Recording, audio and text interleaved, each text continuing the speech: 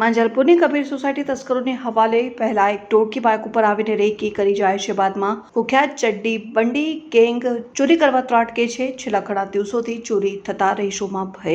અગાઉ રજૂઆત કરતા રાત્રે પોલીસે પેટ્રોલિંગ વધાર્યું હતું. ફક્ત સોસાયટીના આગળના ભાગે પેટ્રોલિંગ થતું. હવે તસ્કરો સોસાયટીના પાછળના ભાગેથી ત્રાટકે છે. બહાર ફરવા ગયેલા લોકોના ઘર પસંદ કરી ચોરીની મોડસ એપ્રેન્ડી છે ને બે એન્ટ્રન્સ છે, એક આગળથી છે અને એક પાછળથી છે.